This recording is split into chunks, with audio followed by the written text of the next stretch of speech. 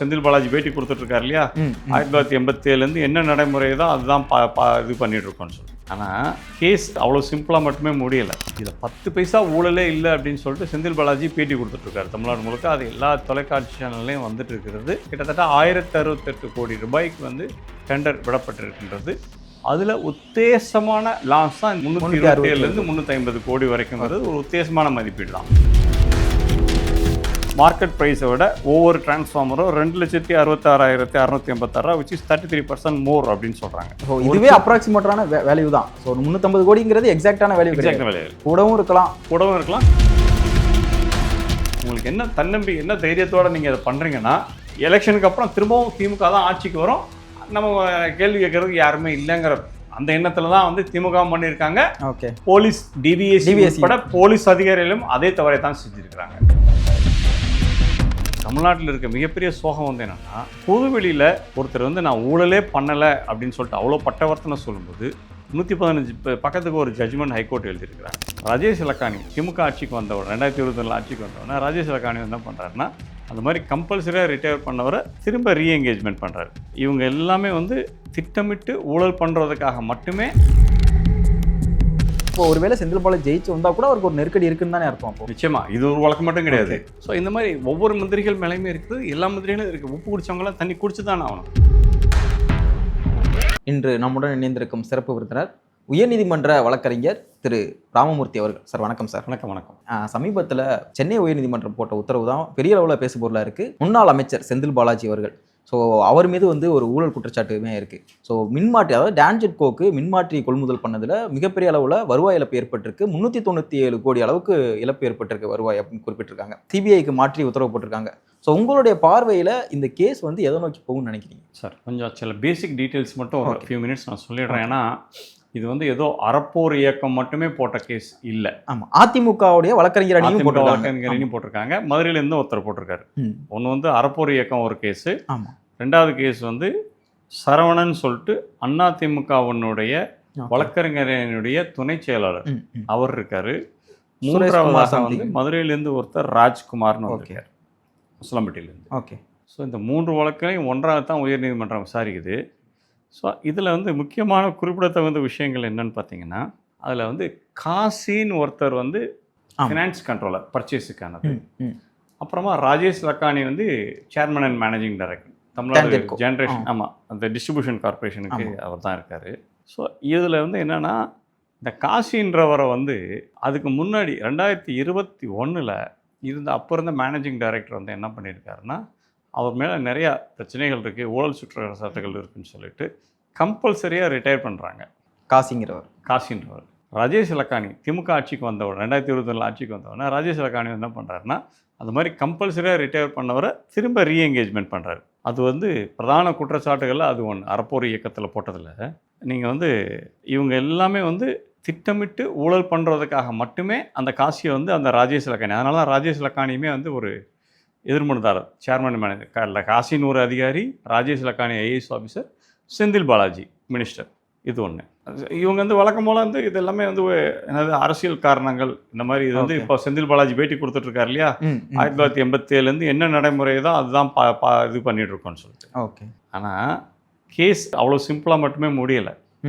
கேஸில் ஒரு 10 டெண்டர்ஸில் 7 டெண்டரில் பார்த்தீங்கன்னா ஒரே மாதிரியான ப்ரைஸ் ஃபிக்ஸேஷன். 34 பேரில் 34 பேருமே ஒரே ப்ரைஸ், அதாவது பைசா உள்பட 56 பைசான்னு கணக்கு வருது இல்லையா. ஓகே. அந்த 56 பைசா உள்பட அவங்க அந்த மாதிரி டெண்டராக கொடுக்குறாங்க. ஸோ இது இந்த 7 டெண்டர்கள் மூலமாக கிட்டத்தட்ட 1068 கோடி ரூபாய்க்கு டெண்டர் விடப்பட்டிருக்கின்றது. அதில் உத்தேசமான லாஸ் தான் இந்த 367 350 கோடி வரைக்கும்ங்கிறது ஒரு உத்தேசமான மதிப்பீடு தான். லாஸ் யாரும் எக்ஸாக்டாக சொல்லலை. பட் அந்த லாஸை எதை வச்சு அசஸ்மெண்ட் பண்ணுறாங்கன்னா, அந்த 2021 ஒரு 3-4 மாதத்துக்கு முன்னாடி கொடுத்த ஒரு டெண்டரில் ஃபிக்ஸ் பண்ணதை விட 33% எக்ஸஸ்ஸாக அடுத்தாப்பில் வர டெண்டரில் அதே இது எல்லாமே டிரான்ஸ்ஃபார்மர்ஸ் தான். அந்த வேல்யூ மட்டும் தான் மாறுதே ஒழிய டிரான்ஸ்ஃபார்மர்ஸ் தான், மின் மாற்றிகள்னு சொல்கிறாங்க இல்லையா, அதுதான். ஸோ அதுதான் இவ்வளோ பஞ்சாயத்துக்குமே அது காரணமாக போய் நிற்குது. இதில் கவனிக்க வேண்டியது ஹைகோர்ட்டில் கேஸ் பெண்டிங்காக இருக்குது. இந்த வழக்குகள் எல்லாம் பெண்டிங்காக இருக்கும்போது ஏப்ரலில், அதாவது 2023 கம்ப்ளைண்ட் கொடுக்குறாங்க. அது ஒரு குறிப்பிட்ட காலத்துக்குள்ளே அது பற்றின விசாரணை பண்ணி முடிக்கணும். எந்த விசாரணையும் பண்ணுறல.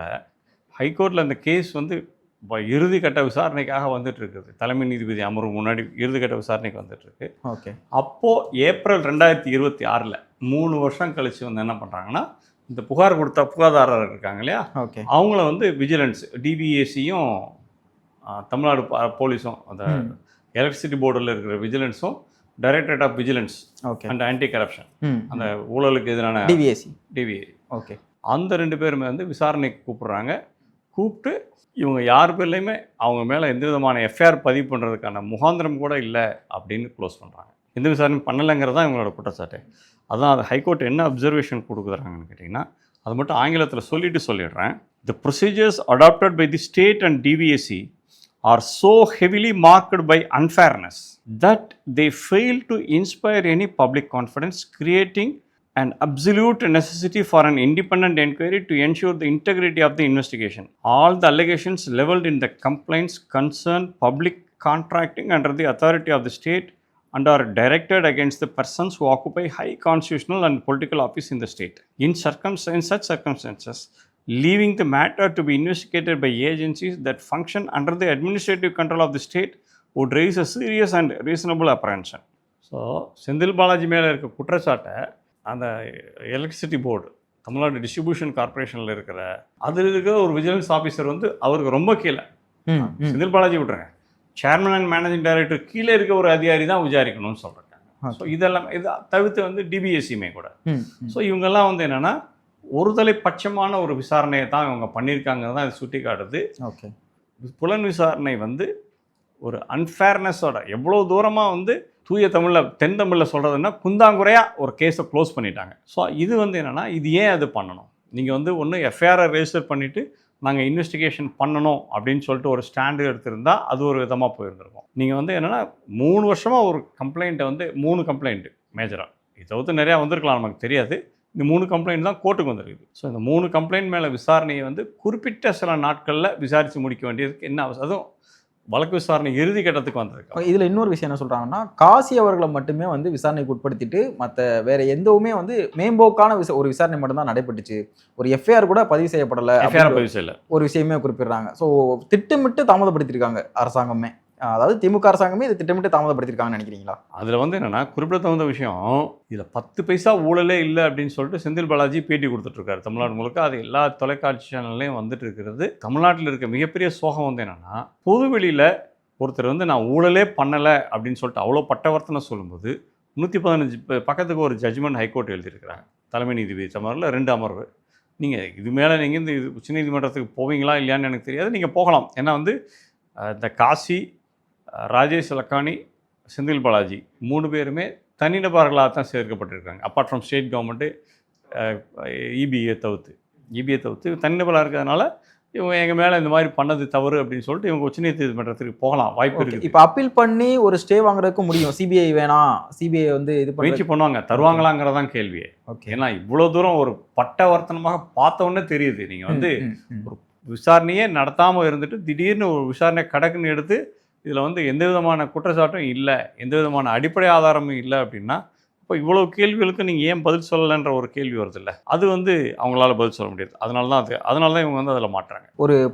ஒரு அரசியல் தலைவர் விட்டிருந்த அறிக்கையை பற்றி தான் நான் சொல்கிறேன். அதாவது அந்த தலைவர் என்ன குறிப்பிட்றாருன்னா, 7 லட்சத்துக்கு வாங்கக்கூடிய ஒரு டிரான்ஸ்ஃபார்மரை 12 லட்சத்துக்கு இவங்க டெண்டர் விட்டுருக்காங்க. கிட்டத்தட்ட ஒரு டிரான்ஸ்ஃபார்மருக்கே இவங்க 5 லட்சம் ஊழல் பண்ணியிருக்காங்க அப்படிங்கிற ஒரு விஷயத்த அறிக்கையாக விட்டுருந்தாரு. ஸோ இது எந்த அளவுக்கு உண்மைத்தன்மை இருக்குன்னு நீங்கள் நினைக்கிறீங்க?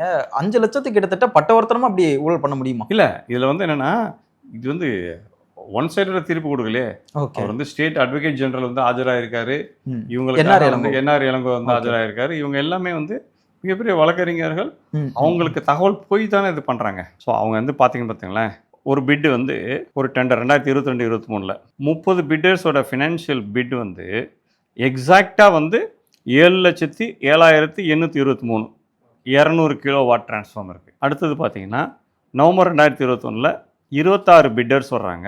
அதில் ஃபினான்ஷியல் பிட் வந்து அதுவும் எக்ஸாக்டாக சேம் ரேட்டு 13,72,930. அதில் என்ன விசேஷம்னா, இந்த 2வது பிட்டில் அந்த டெண்டர் ஸ்க்ரூட்டினேஷன் கமிட்டின்னு டெண்டரை பரிசீலனை பண்ணுற கமிட்டி இருக்கு இல்லையா, ஐபியில், அவங்க வந்து இந்த டெண்டரை வந்து ரிஜெக்ட் பண்ணுறாங்க. நீங்கள் வந்து இது வந்து சிண்டிகேட் ஆப்ரேஷனாக நான் எல்லாம் சேர்ந்து வச்சுட்டு ஒரே மாதிரி கோட் பண்ணுறதில்ல.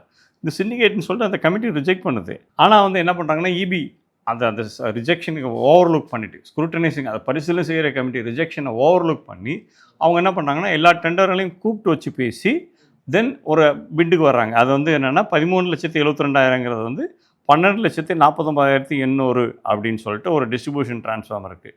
அதுவுமே என்ன சொல்கிறாங்கன்னா குற்றச்சாட்டு மார்க்கெட் ரேட் ப்ரிவைலிங் ரேட்ஸை விட 58% ஜாஸ்தி. இது எல்லாமே குற்றச்சாட்டுகள். இதற்கான பதில் அவங்க கொடுக்கலையே. இதுக்கான பதில் எதுவுமே கொடுக்காமலே வந்து இன்னும் சில இதெல்லாம் இருக்குது சொல்லி முடிச்சுறாங்க. Just few minutes.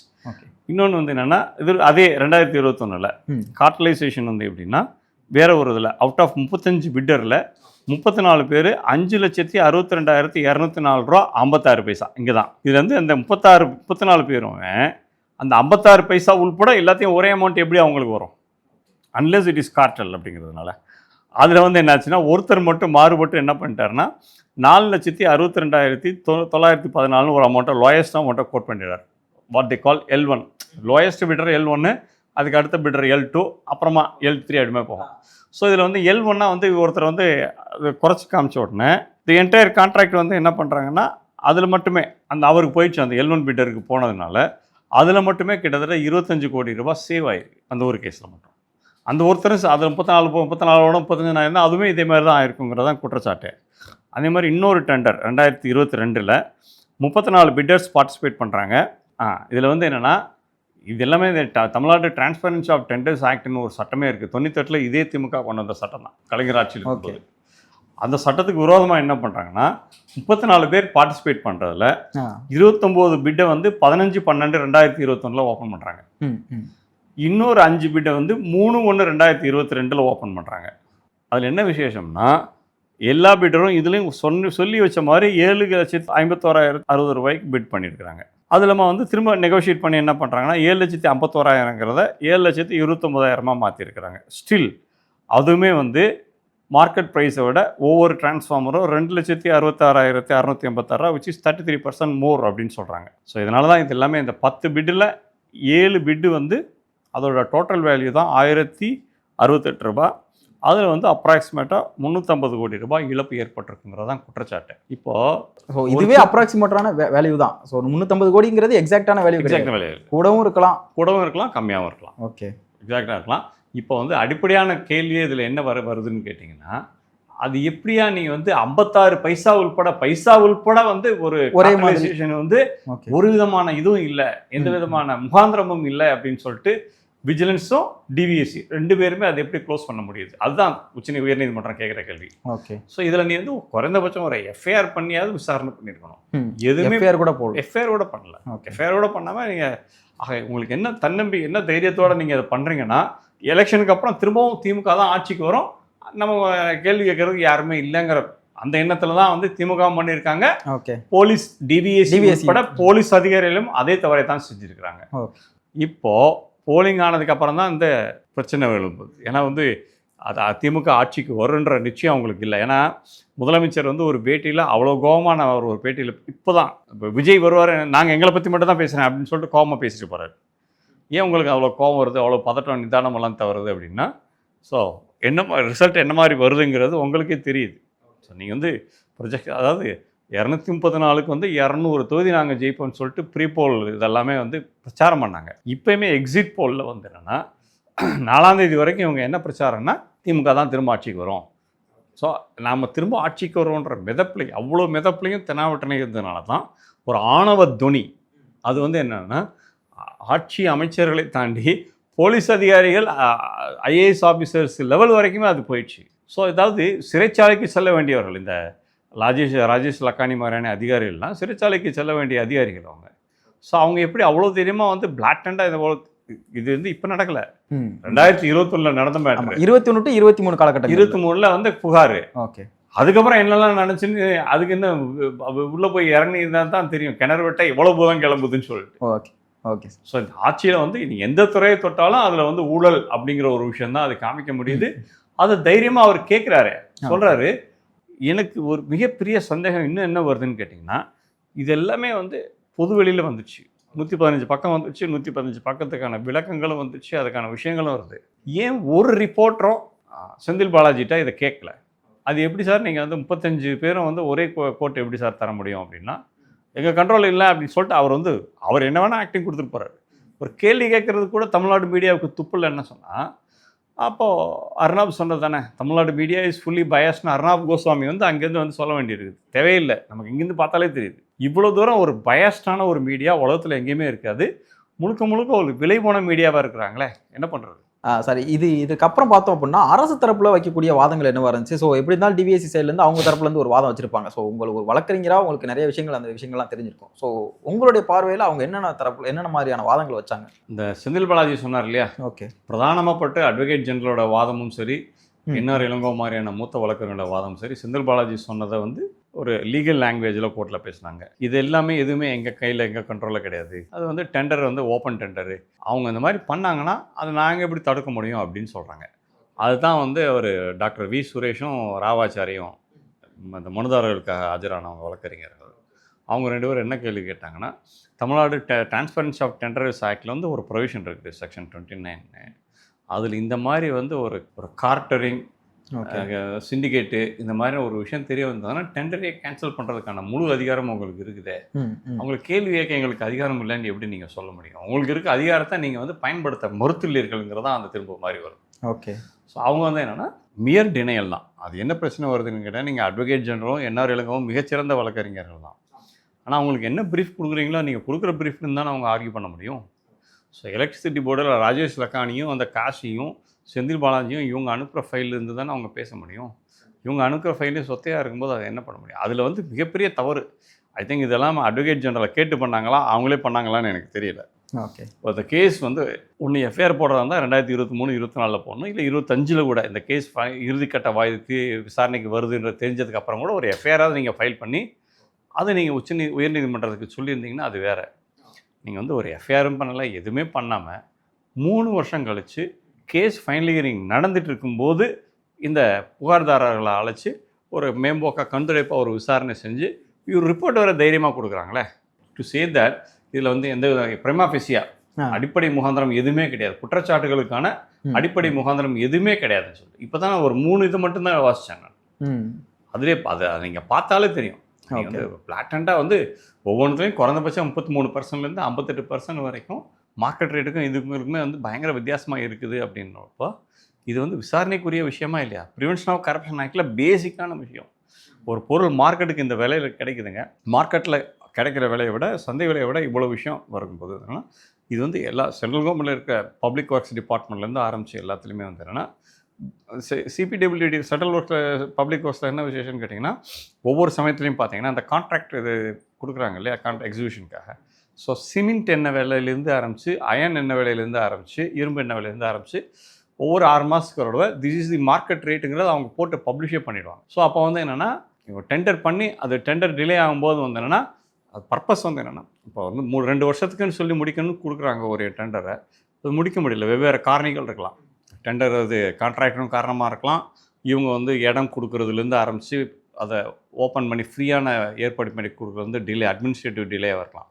ஆனால் அந்த மாதிரி சமயத்தில் அந்த யார் டெண்டர் எடுத்தாரோ அவங்களுக்கு பாதிக்கப்படக்கூடாதுன்றதுக்காக வந்து என்ன பண்ணுவாங்கன்னா கரஸ்பாண்டிங்காக இந்த காஸ்ட் ரேட் இன்க்ரீஸ் இருக்குல்ல அது கண்டிப்பாக கொடுத்துருவாங்க. சிமெண்ட் விலை ஏறுது, ஜல்லி விலை ஏறுது, இரும்பு, நம்ம உதாரணத்துக்கான தான் சொன்னாங்க, மக்களுக்கு புரியாது, ஒவ்வொரு கான்ட்ராக்டுக்குமே வந்து மாறும். நான் வந்து என்ன இந்த மாதிரி விஷயங்களுக்கு வந்து அந்த ரேட்ஸ் ஒரு 6 மாதத்துக்குள்ள வந்துடும். ஓகே. அப்போ வந்து என்ன பண்ணுவாருன்னா கான்ட்ராக்ட் வேலையை முடிக்கும் போது வந்து என்னன்னா ஃபைனல் பில் சப்மிட் பண்ணும்போது வந்து ஸோ இது வந்து இந்த இதுபடி வந்து நான் வந்து இதை கோட் பண்ணியிருந்தேன், இதுக்கு வந்து இந்த காஸ்ட் இன்க்ரீஸ் இவ்வளவு அப்படின்னு சொல்லிட்டு வருவாங்க. அது யூஸ்வலாகவே சாங்ஷன் ஆகிடும் அது. ஓகே. ஸோ அதே மாதிரி தானே இங்கேயுமே நீங்கள் வந்து உங்களுக்கு வந்து ஒவ்வொரு அதாவது எலக்ட்ரிசிட்டி போர்டு தான் வந்து Tamil Nadu generation corporation, power distribution corporation ரெண்டும் தனியாக பிரிஞ்சிருச்சு. பவர் டிரான்ஸ்மிஷன் தனியாக இருக்குது, டிஸ்ட்ரிபியூஷன் தனியாக, 3மே பிரிச்சாச்சு. ஆனால் நீங்கள் தமிழ்நாட்டில் இது மட்டும் இவங்க மட்டும்தானே இருக்காங்க, இன்னும் ப்ரைவேட் பிளேயர்ஸ் யாருமே வரல. இப்போ டெல்லி மற்ற பல இடங்கள், இப்போ தெலுங்கானாவில் கூட பார்த்தீங்கன்னா ப்ரைவேட் பிளேயர்ஸ் வந்திருக்காங்க. ஸோ இங்கே தமிழ்நாட்டில் நீங்கள் தான் மொனாப்பொலி. உங்களுக்கு வந்து ஒவ்வொரு பொருளுக்கும் என்ன ரேட்டுன்றது உங்களுக்கு தெரியாமல் இருக்கவே இருக்காதே. அப்போ நீங்கள் வந்து ஒரு கமிட்டி வச்சுருக்கிறீங்க, ஒரு பர்ச்சேஸ் கமிட்டி வச்சுருக்கிறீங்க, அதுக்கு ஒரு ஃபினான்ஷியல் கண்ட்ரோல் வச்சுருக்கீங்க. அவரை வந்து என்னென்னா 2021 இந்த கேள்விக்கு அவரால் பதிலே சொல்ல முடியல. 2021 ப்ரீவியஸாக இருந்த ஒரு chairman managing director compulsory retirement பண்ணுறாரு அந்த காஷின்றவரை. இந்த ராஜேஷ் லக்கானி வந்து சேர்மன் அண்ட் மேனேஜிங் டைரக்டராக வந்தவொடனே அதே காஷி எப்படி திரும்ப அதே வேலைக்கு எங்கேஜ் பண்ணுறாரு? ஓகே. அதில் ஊழல் பண்ண அதிகாரி யாருன்றது தெரிஞ்சு கரெக்டாக அவருக்கு வந்து ஏன்னா அவருக்கு தானே கரெக்டாக ஊழல் பண்ண தெரியும் உங்களுக்கு தெரிஞ்சு போச்சு. அவரை வச்சு திரும்ப ஊழல் பண்ணுறீங்க அப்படிங்கிறதான உங்கள் மேலே குற்றச்சாட்டை. இதற்கு என்ன பதில் சொல்ல போகிறீங்க நீங்கள்? ஓகே. ஸோ இதற்கான பதில் வந்து உங்கள்கிட்ட இருந்து இல்லை. அரசாங்கம் வந்து இது எப்படியுமே டிஃபெண்ட் பண்ண முடியாது. சரி, நார்மலி வந்து டெர்மினேட் பண்ணியிருக்கணும், டிஸ்மிஸ் பண்ணியிருக்கணும். டெர்மினேட் பண்ணுறது டிஸ்மிஸ் பண்ணுறதுங்கிறது வந்து என்னென்னா ஒரு விசாரணை, ஒரு உள் விசாரணை, அதில் வந்து சாட்சிகள் அந்த மாதிரி போடாமல் வந்து அவர் வந்து என்னென்னா கம்பல்சரி ரிட்டையர்மெண்ட் கொடுத்துட்றாரு. கம்பல்சரி ரிட்டையர்மெண்ட் பண்ணவரை என்ன காரணத்துக்கு வேண்டி திரும்ப வேலைக்கு எடுத்தீங்கன்ற கேள்வி கடைசி வரைக்கும் பதிலே கொடுக்கலையே. பதில் இல்லை உங்கள்கிட்ட. இதனுடைய தொடக்கத்திலே நீங்கள் சொல்லியிருந்தீங்க சிபிஐ விசாரணைக்கு போனாலுமே அவங்க வந்து மேலே அப்பீல் போவாங்க அப்படின்னு. ஸோ அப்படி இருந்தாலும் இல்லை, உயர்நீதிமன்ற உத்தரவு மேலே அப்பீல் போவாங்க, வாய்ப்பு இருக்கான்னு கேட்டால் போவாங்க.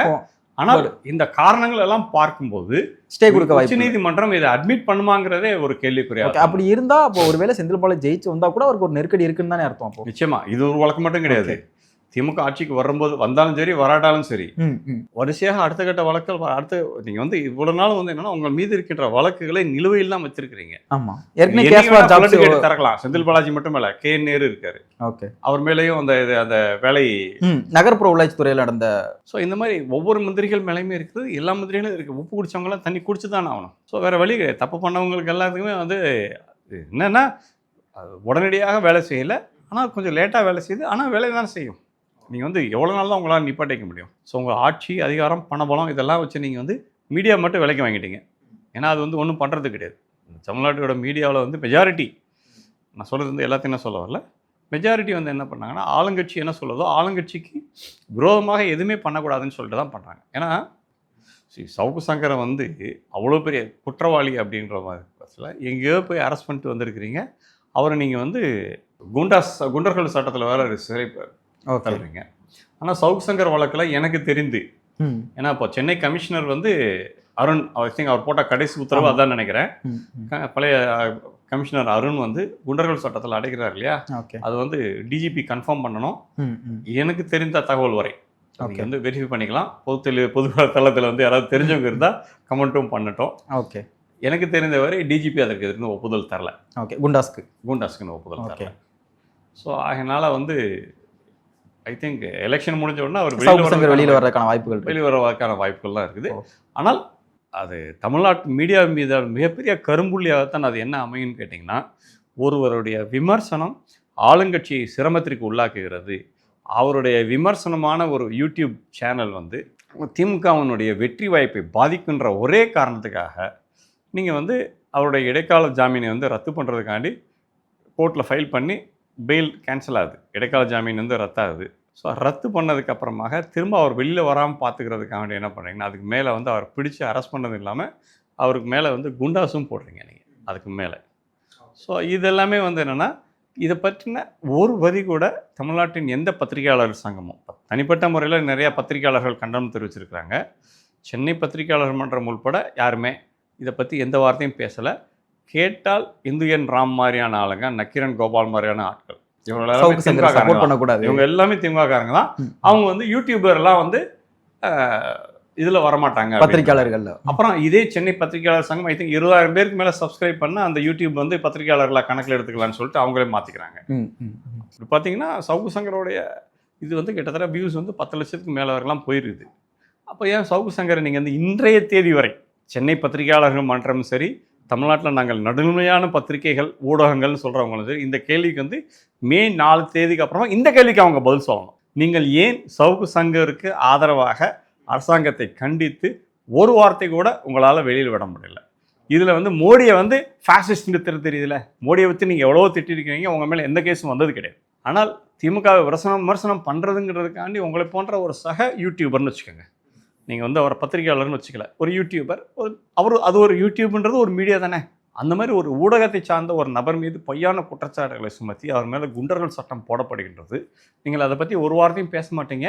நாங்கள் அவரை வந்து ஒரு மனுஷனாகவே கணக்கு பண்ணோம்னா, அப்போ என் ராமு, நக்கீரனுக்கு வந்து நக்கீரன் கோபால் இந்த மாதிரியான பத்திரிகையாளருக்கு மேலே ஆட்சி மாற்றம் ஏற்பட்டதுக்கப்புறம் இதே மாதிரியான ஒரு நடவடிக்கை எடுத்தால் நீங்கள் ஒத்துக்கிறீங்களா? இந்த அரசாங்கம் இந்த 5 வருஷத்தில் என்ன பண்ணியிருக்கோன்றது ஒரு விஷயம் தெரியும். நீங்கள் எவ்வளோதான் நல்லவளாக இருந்தாங்க, துவாரகை செல்வன் மோசமான ஆள், இவர் வந்து கஞ்சா வச்சுருந்தாருன்னு சொன்னால் அதுக்கு வந்து போலீஸ் ரெடியாக இருக்குது. ஆமாம், ஒரு கஞ்சா ஒரு 1/2 கிலோவோ 1 கிலோவோ கஞ்சா ஏற்பாடு பண்ணி இவங்களை வந்து கஞ்சாவோடு சேர்த்து கைது பண்ணுறது எப்படி அப்படிங்கிற விஷயம் போலீஸுக்கு தெரியும். இது மாதிரியான விஷயங்கள் உங்களுக்கு மேலே பண்ணால் அப்போ என்ன பண்ணுவீங்க? நீங்கள் வந்து வெளிப்படையாகவே ஒன்று நடக்குது. அப்போ நாளைக்கு வந்து ஆட்சி மாற்றம் வரும்போது உங்கள் மேலே இந்த மாதிரி இருந்ததுன்னா அப்போ இதே பத்திரிகையாளர் சங்கம், இதே நடுநிலை பத்திரிகையாளர் சும்மா இருப்பாங்களா? ஆக வந்து உங்களுக்கு வந்தால் தான் ரத்தம், மற்றவங்களுக்கு வந்து அது தக்காளி சட்னி. ஸோ இது வந்து நடுநிலைமையே கிடையாது. நீங்கள் அனைவருமே திமுகவிற்கு விலை போன ஊடகங்கள் என்பதை மக்கள் பார்த்து கொண்டு தான் இருக்காங்க. அதனால தான் அது வந்து மே 4ஆம் தேதி எதிரொலிக்கும். இப்போ எக்ஸிட் போல கூட நான் ஏன் கணக்கில் எடுத்துக்கொள்ளேன்னா, எக்ஸிட் போலுமே கூட ஆளுங்கட்சியினுடைய பெண் அந்த நிறுவனம் என்ன சொல்கிறாங்களோ அதை தான் நீங்கள் ஒவ்வொரு ஊடகமும் செஞ்சிட்ருக்கிறீங்க. அதற்கான விலை உங்களுக்கு தரப்படுகின்றது.